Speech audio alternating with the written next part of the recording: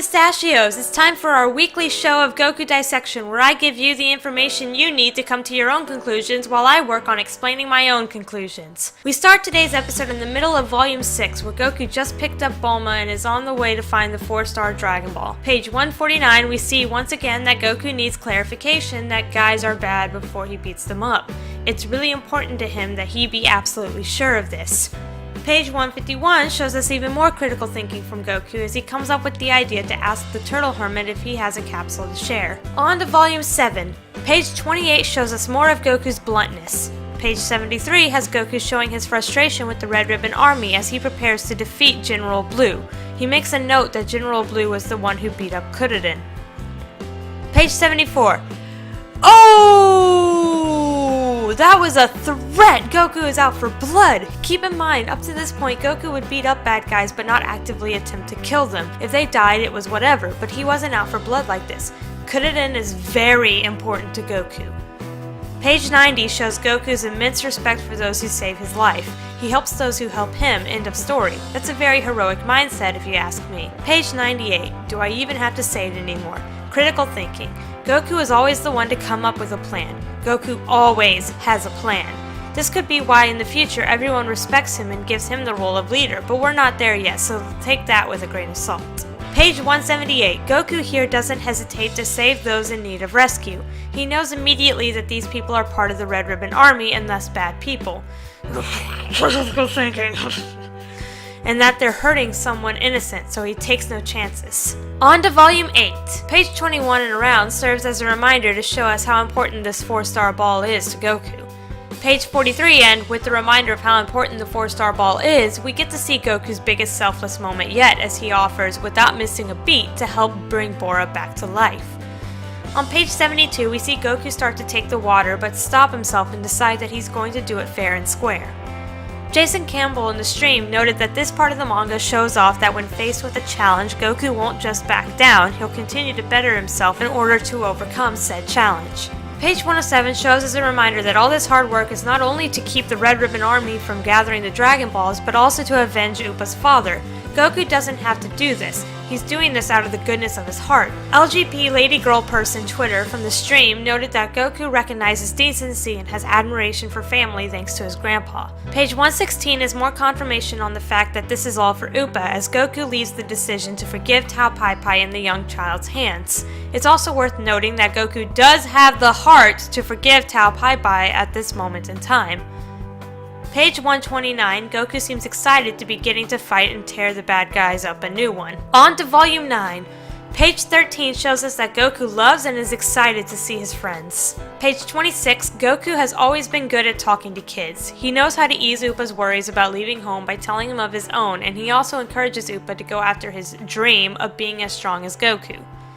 Page 27, more of Goku's naivety at play as he doesn't understand indecent exposure. Page 34. Goku is blunt. Page 90. It's been a while since we've seen this, huh? Goku genuinely and fully excited to have a fight. This is because this is just another tournament match. There's no stakes here, so he's just enjoying it. Page 115. Goku is clear of all evil in his heart. He holds no evil. He is totally pure. Page 169. Goku loves his grandfather very, very, very, very much. He has a very strong sense of family. Volume 10, here we go.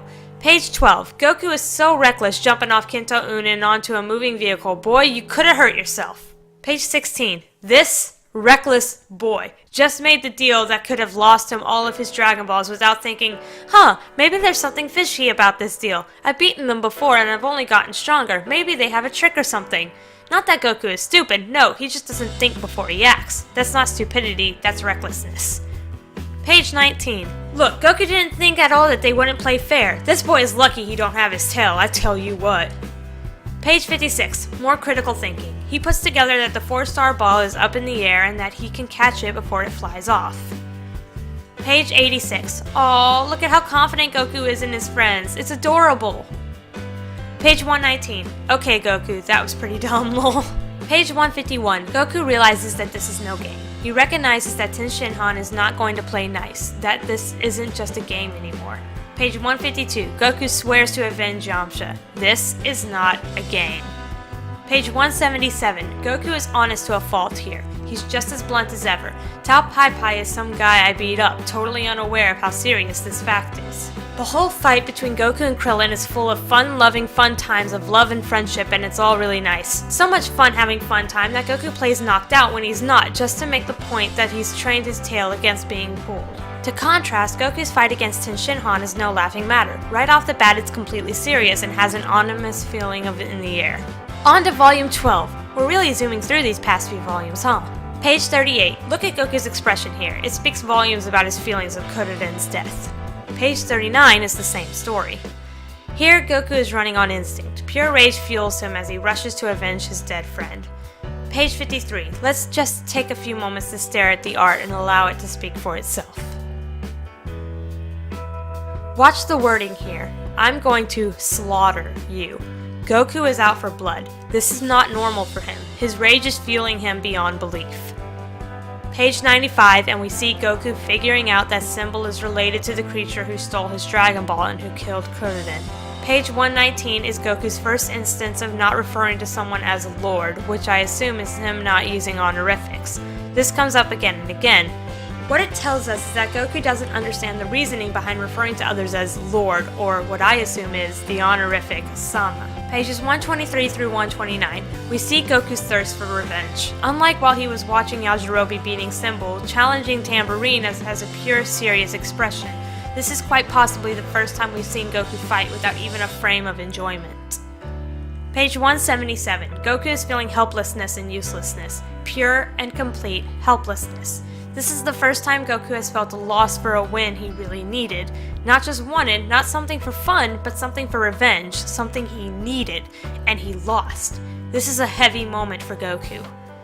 Page 178, here is Goku's kind nature showing through. He needs to get to Karen Tower, but instead of demanding help from Yajirobe, the way a selfish character like Bulma would, he kindly asks him for his help, saying that he'd hate to put him out. And that's the end of Volume 12. From now on, I'll make sure to get to the end of a volume before moving on to the next episode.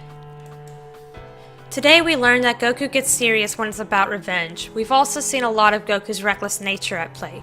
We've seen more critical thinking, and we've seen Goku's love for friends and family.